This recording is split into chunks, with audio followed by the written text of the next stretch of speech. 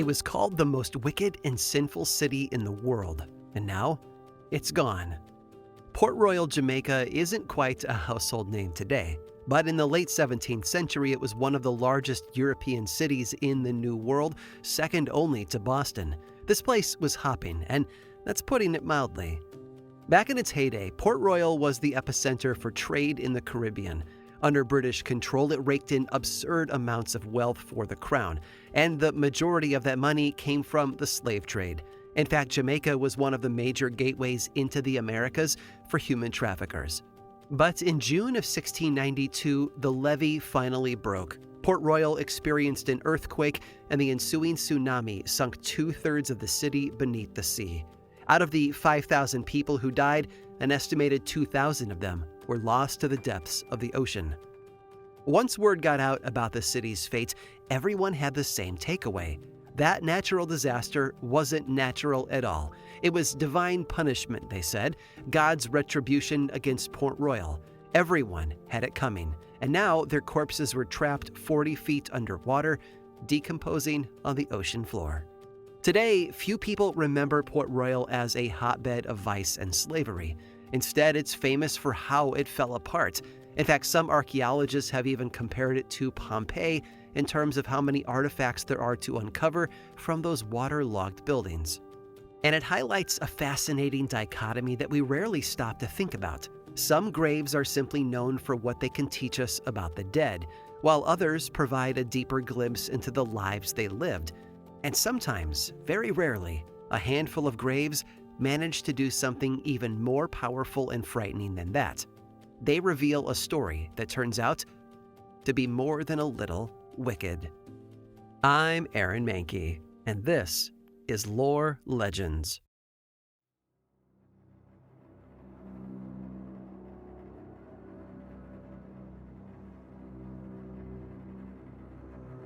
Mary Jane was a witch. Well, maybe. At the very least, the people of Belleville, Ohio were fairly convinced that she was. According to local legend, Mary Jane Hendrickson was a powerful witch. She was best known for using her magic to give her neighbors a hard time. Eventually, when they finally got tired of being cursed 6 ways to Sunday, the townspeople chased her down and executed her. The most common version of the story holds that she was hanged from an old pine tree at Belleville's Mount Olive Cemetery. Then her killers buried her body under that very same tree. It is said, following her interment, sap weeded its way through the bark into the shape of a cross. Today, Mary Jane's headstone is long gone, having been removed after being vandalized one too many times back in the 1980s. But if you know what to look for, then you can still tell exactly where her body is buried. The locals claim that no grass grows over her grave. If you were to spit or jump on that bald spot, then legend holds that you'd be injured or dead within 3 days. Vandalizing her pine tree is believed to result in equally bad luck. And there are plenty of anecdotes about locals who ended up in hot water after disrespecting Mary Jane's final resting place. Several visitors have reported their cars going off the road after visiting Mary Jane. One urban legend claims that a teenager died in a car accident just minutes after urinating on her gravesite. Another says that 2 teens died in a car crash after stealing her headstone. If you're lucky, you just might see Mary Jane's ghostly figure walking through the cemetery. She's been known to chant as she does so, maybe weaving spells against the people from Belleville from beyond the grave. Or maybe she's saying something else entirely. Because here's the thing. Aside from the rumors, we have no concrete proof that Mary Jane was anything close to a witch. The real Mary Jane Hendrickson died of natural causes at the age of 72 back in 1898. According to her obituary, she never married and she was a faithful church attendee. Basically, she was your standard 19th century spinster, dedicated to her family, devout, and a little boring. So how did plain Jane Mary Jane end up as the local witch? Well, we can blame that on the kids. You see, Mount Olive Cemetery is right next to a summer camp, and Mary Jane's grave was at the edge of that graveyard, nice and close to the camp's border. Apparently, back in 1963, one camp counselor had a creative way of keeping the kids from sneaking out of their cabins. He figured that they wouldn't want to go anywhere in the dead of night if they were terrified beyond all reason, so he told them that if they didn't pat her headstone, then the evil witch buried there would find them and she would kill them. Over time, the campfire story spread until it reached beyond the camp and became common knowledge in the town as well. Some believe that the story became so popular because the witch's name was Mary Jane, if you get my drift, and teenagers always think drugs are hilarious. So there you go. The legend of Belleville's witch came about all because kids are predictable. And because of that, her tale is sadly not unique. Because we may not be executing witches anymore, but we're still completely obsessed with them. So much so that it's actually common practice for people to look at some poor woman's grave and identify her as a witch, whether or not there's any proof to back up that claim. Because folklore is just as much about entertainment as it is about explaining the inexplicable. And nothing is more entertaining than a witch, especially since their unholy powers allow them to still wreak havoc, long after they're dead.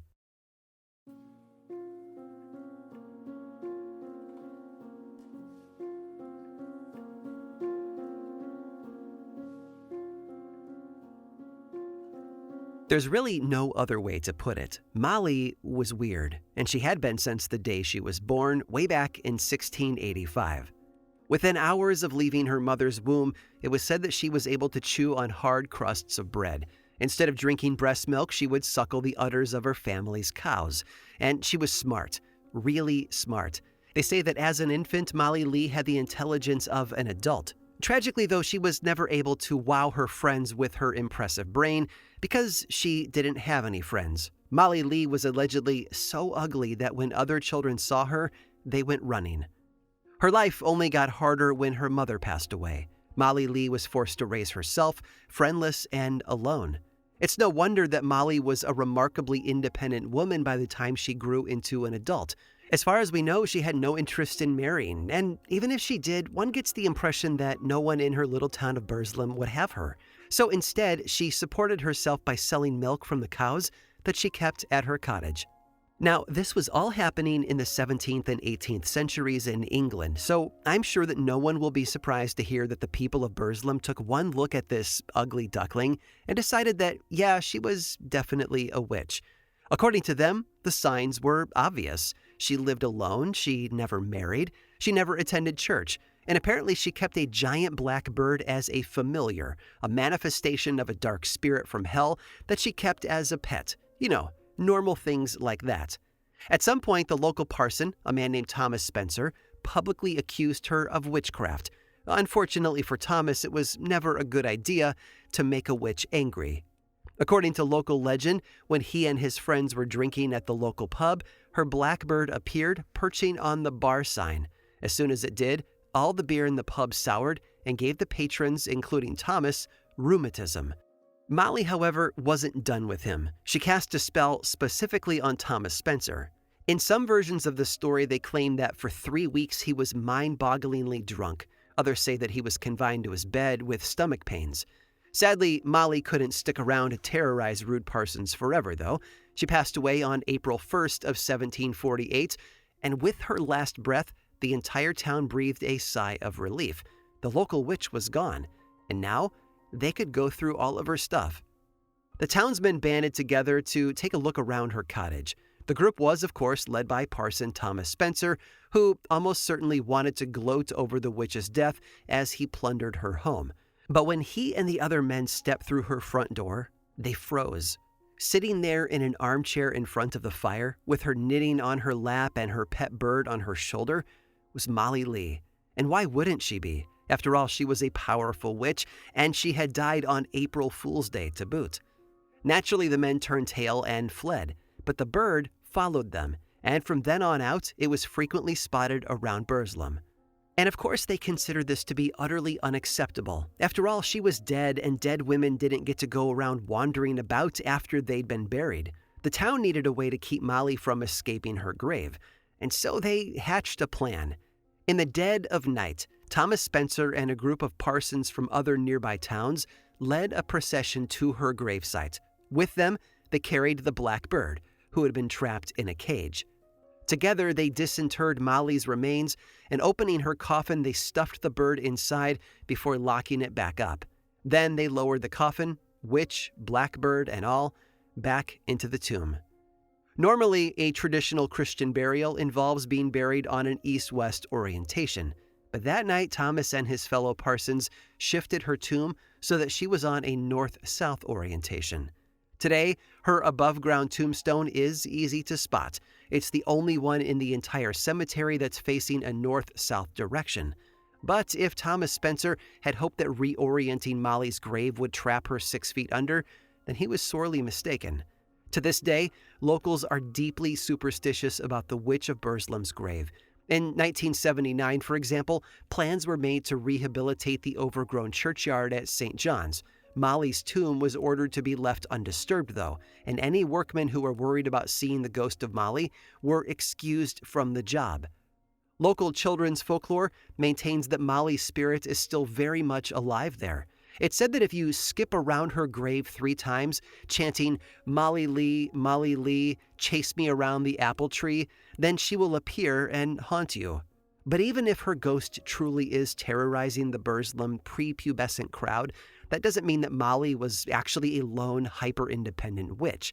In fact, her last will and testament tells an entirely different story. Uncovered in 1984, the will and its discovery blew a huge hole into the legend of the Witch of Burslem. Written as she lay on her deathbed, this will bequeaths a large sum of money, silver plates, utensils, and a tract of land to several living relatives, none of whom, according to the stories, were supposed to exist at all. One of those unexpected relatives was, in fact, Molly's mother, who apparently did not die when her daughter was a little girl. It seems that Molly's will exposed her to be not a witch, but a generous and thoughtful member of the community. It specifically instructed that money be set aside for the, and I quote, poor inhabitants and widows of Sneed and Burslem. It also required her family to sell a portion of her land and use the proceeds to build a hospital for the poor. Any woman with land and money like that most certainly wasn't selling cow's milk just to eke out a living. Molly Lee was quite well off, and as it turns out, she was probably a self-made woman. There was no mention of a husband in her will. It would seem that the stories got at least that one thing right.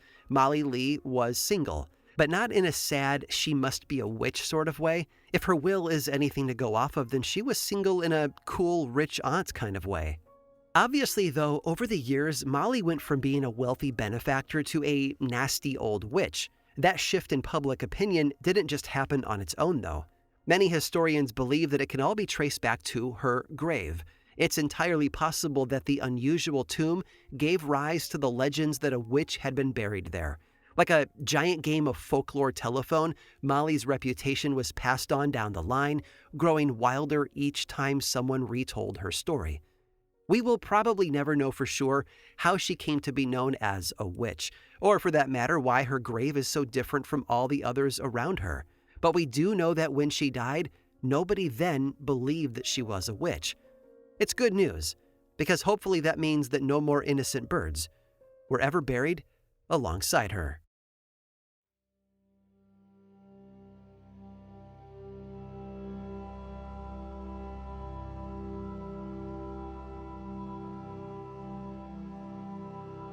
It may be the strangest grave in America.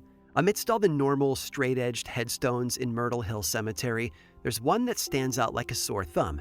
Crafted out of shiny granite, the grave marker looks less like a proper tombstone and more like a giant bowling ball. It's an odd design choice, to say the least. If you didn't know any better, you might even think that it's some kind of modern art piece. The gleaming ball is completely unblemished by any identifying information. There are no flowery epitaphs or dates. Only one name is carved into the stone platform underneath the ball: Stoskov. And if you wanted to figure out who exactly was buried there, then that single word doesn't give you much to go off of. But thankfully, we don't actually have to play detective here, because the locals know exactly who Stoskov was. She was a witch, and the granite orb was meant to keep her spirit pinned down beneath the earth. Now, there are two versions of the witch's story. According to one, she was married to an abusive man. Not caring who she hurt in her quest to escape his clutches, she poisoned the Stoskop family well, killing her husband and her 3 sons in one fell swoop. She then threw their bodies into that very same well, and then she was executed once their corpses were discovered. Another version of the story claims that she murdered her entire family as part of a witchcraft ritual. Apparently, she also killed quite a few of the neighborhood pets in the process. When the locals uncovered her crimes, they naturally stoned her to death, but not before she could place a curse on her own grave. A lot of people actually believe that the giant witchy bowling ball is truly cursed. Some claim to have seen the image of an eye appear on the ball. Others say that snow never sticks to it, and autumn leaves never land on its smooth surface. It's cold to the touch by day, but somehow warm at night. And apparently if it feels hot, then that means that the ball isn't actually doing its job of keeping Stoskop trapped. Her spirit is wandering the cemetery, and it's watching you. Now, some people have claimed to truly see the witch's ghost walking through the graveyard, although it's hard to tell how they knew that it was her, considering that none of the stories include any identifying information about her or her appearance. In fact, there aren't many specifics at all in the tales about the Stoskop witch, and that makes sense because as far as we can tell, she's just a local urban legend. But she was inspired by a real murderer, one who was much scarier than any witch could ever be. Her name was Martha Hazel Wise, and she grew up less than a mile away from Myrtle Hill Cemetery in the small town of Hardscrabble, Ohio. Despite spending her entire life in a tight-knit community, she had always been the odd one out. Her neighbors didn't really know what to do with her, and for that matter, neither did her family. She would sometimes have fits where she barked like a dog, and even more disturbingly, she openly talked about her hallucinations, the most common of which involved angels and doves descending to Earth to visit her.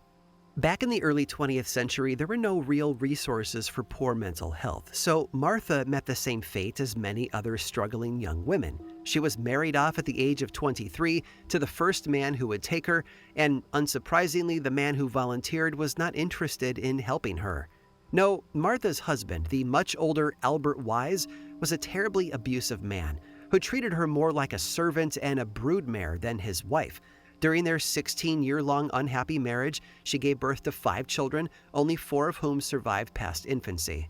In 1940, Albert passed away, ostensibly from a blood infection. Finally free, Martha soon began pursuing new romantic interests at the age of 40. Sadly, her family mocked her for this, making fun of her delusions and telling her that she would only make a fool of herself. Her mother was particularly vicious about the entire endeavor and even convinced her to end a relationship with a neighboring farmhand. And so it probably comes as no surprise that her mother was the first to die. On Thanksgiving Day of 1924, Martha's entire family fell ill with stomach pains. Almost everyone eventually recovered to a point, but not her mother. She only got worse, until finally she died on December 13th. But Martha wasn't done yet. On New Year's Day, she visited her aunt and uncle, and their entire family fell ill as well. Her aunt Lily died on January 4th, and her uncle followed on February 8th. All in all, in the span of just a couple of months, Martha Hazel Wise poisoned 16 members of her family, and out of those 16, 3 of them died. But the survivors didn't make it out completely unscathed. Many of them experienced long-term health problems as a result of the poisonings, and some of the children were partially paralyzed for the rest of their lives. Thankfully, it didn't take long for the police to catch on. It was suspicious that so many deaths and life-altering debilitations had occurred in quick succession within a single family, so they began to investigate, and soon they found their smoking gun. Martha had bought huge amounts of arsenic from the local druggist. She had been caught red-handed. She confessed to poisoning her family's well water. She said that the devil made her do it, and she meant that quite literally. According to Martha, and I quote, "He came to me in my kitchen when I baked my bread and said, 'Do it.' He came to me when I walked the fields in the cold days and nights and said, 'Do it.' Everywhere I turned, I saw him grinning and pointing and talking. I couldn't eat. I couldn't sleep. I could only talk and listen to the devil. Then I did it." Of course, the devil couldn't take the blame for all of this. She specifically called out her mother for baiting her because, and I quote, "She laughed at me for loving at my age." She also confessed to enjoy funerals where she could bask in everyone's attention and pity. Once Martha's Aunt Lily was exhumed and tested positive for arsenic, it was all downhill from there. The trial only lasted a week, and it might have gone even faster, but tragically only 2 days in, her sister-in-law Edith Hazel took her own life. No longer able to bear the grief of losing so many members of her family, she had cut her own throat. Martha might have only killed 3 of her family members, but the blood of a 4th was now on her hands. On May 11th of 1925, Martha received her just desserts. She was convicted of first-degree murder and sentenced to prison in life. Only 5 years after she committed her crimes, Martha told a reporter, "I see ghosts. Every night they come and sit on the edge of my bed in their grave clothes. They point their fingers at me." We will never know if she was truly visited by the ghosts of her family, or if they're the result of a guilty conscience. But if her family was haunting her, then they must have traveled a very long way to do so. You see, all of her murder victims, along with several other family members, were buried in the Myrtle Hill Cemetery. In fact, that's where her aunt was exhumed from for the trial. But unlike the frightening witch that the legends speak of, Martha would not be joining her family at Myrtle Hill. Instead, she was interred over 100 miles away in Marysville, Ohio, after she died at the Ohio Reformatory for Women in 1971.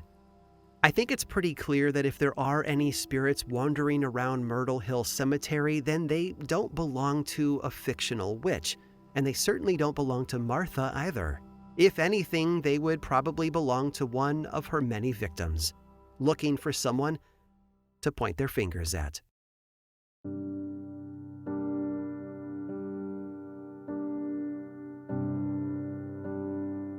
It sometimes feels as if every community in America has a local witch story, not because the people at the center of those stories had any true connection to witchcraft in life, or that they ticked all the boxes for what scholars might consider a witch today.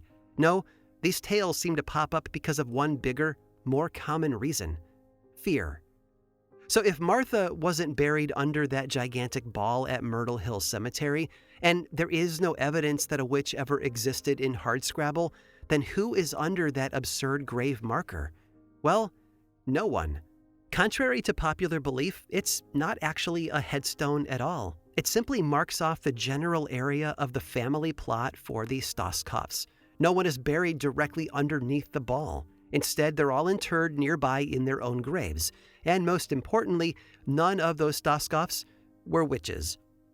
The mysterious Stoskopf name might have inspired urban legends about a witch who had been trapped beneath the ball, but that's all they ever were: legends. Stories crafted to inspire a few chills or fill in the gaps that ignorance left unanswered. Similarly, Martha's wicked deeds had nothing to do with the ball at all. They simply inspired stories about a mad, poison-crazy witch. But funny enough, Martha and the Stoskopf family are connected. Do you remember Martha's poisoned aunt, the one whose body was exhumed? Well, Martha's aunt was George Stoskopf's sister. It seems, if the stories are true, that she had stolen her aunt from not one, but 2 families. As is so often the case, the bigger the pain, the farther people tend to reach for answers. Through her connection to both families, Martha became something bigger and darker than she had been in real life. To do something that evil, they say, one would have to be a witch.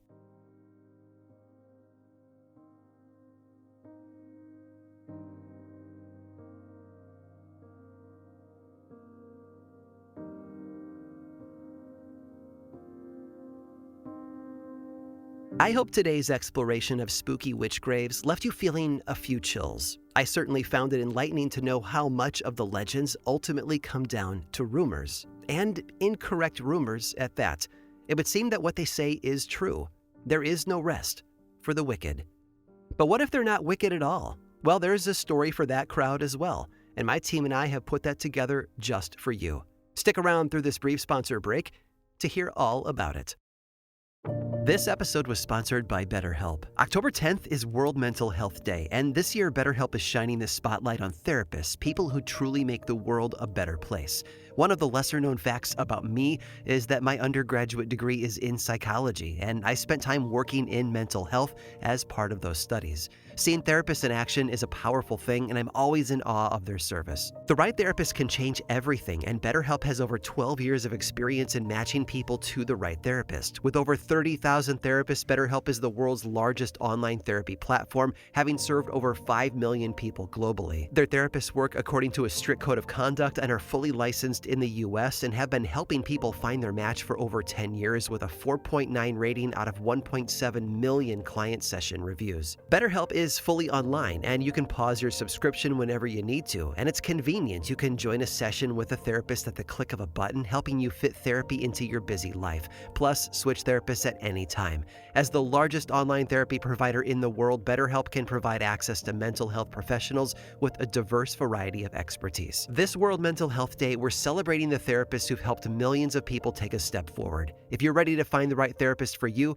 BetterHelp can help you start that journey. Our listeners get 10% off their first month at betterhelp.com/lore. That's BetterHelp, HELP.com/lore. This episode was also made possible by Acorns. Did you know that your money could grow on its own? No, it's not magic, it's compounding. That's when your money makes more money, and then that money makes even more money. Acorns makes it easy to give your money a chance to grow. Acorns is the financial wellness app that helps you invest for your future, save for tomorrow, and spend smarter today. Acorns makes it easy to start doing more with your money. In fact, you can start automatically investing with just your spare change. You don't need to be a financial whiz. Acorns puts your money into an expert-built portfolio to make sure that you're investing wisely, not wildly, all in one easy-to-use app. If I needed this product right now, Acorns is what I would use. I love how easy Acorns makes it to jump in and get started. They allow users to start and continue on their own financial journey with ease. Sign up now and Acorns will boost your new account with a $5 bonus investment. Join the over 14 million all-time customers who have already saved and invested over $25 billion with Acorns. Head to acorns.com/lore or download the Acorns app to get started. Paid non-client endorsement compensation provides incentive to positively promote Acorns. Tier 2 compensation provided. Investing involves risk. Acorns Advisors LLC, an SEC-registered investment advisor. View important disclosures at acorns.com/lore.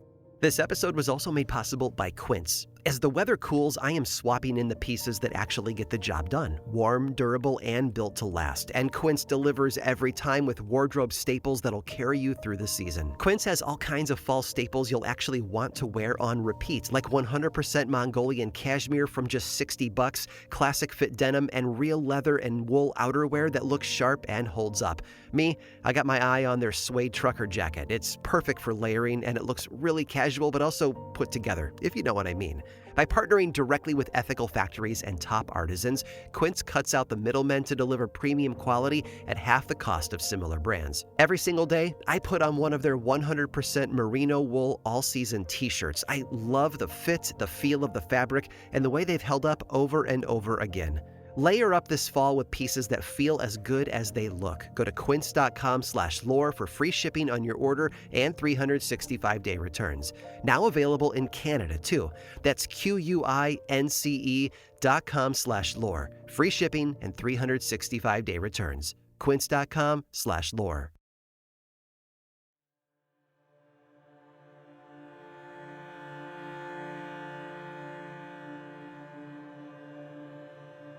Most witch stories are about evil witches, but sometimes there are good ones. Back in the 19th century, Sarah was the kind of witchy woman that you'd want to have as your neighbor. She was the best midwife in Antioch, California, and I'd bet money that she was actually the best in the Bay Area as well.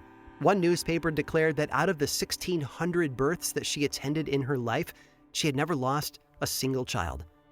It's doubtful that she was the midwife for 1,600 births. Other newspapers put the number at a more manageable 600. But either way, they all agreed. If Sarah was present when you had a baby, then that baby would come out healthy and whole. If that wasn't magic, then I don't know what is.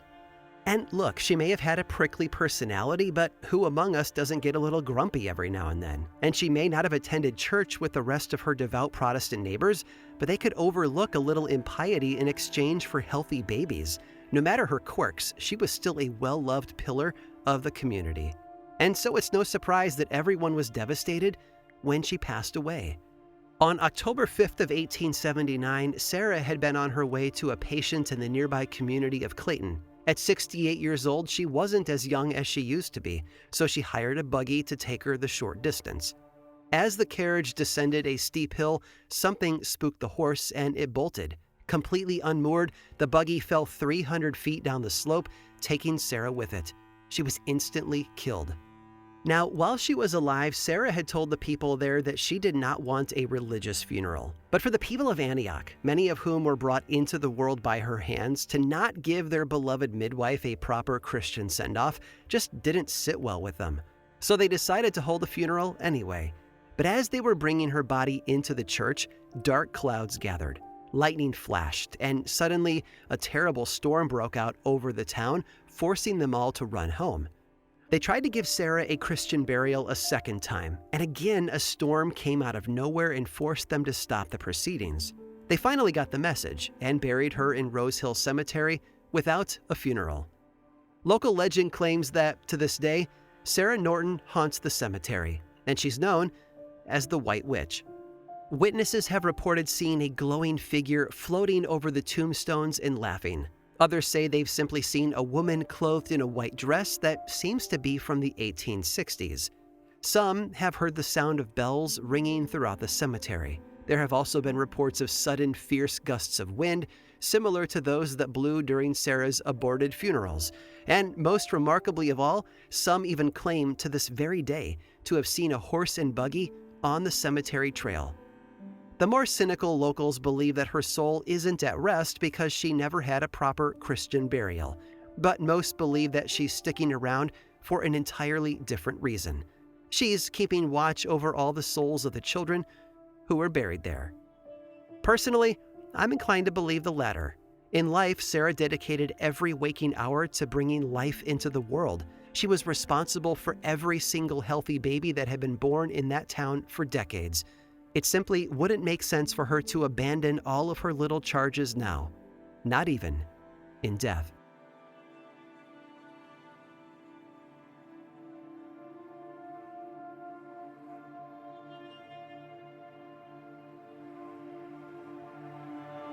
This episode of Lore Legends was produced by me, Aaron Mahnke, with writing by Alex Robinson and research by Cassandra de Alba. By the way, today's episode topics were listener submitted. If you have a local legend that you love and want us to possibly include on a Lore Legends, send an email to stories@lorepodcast.com.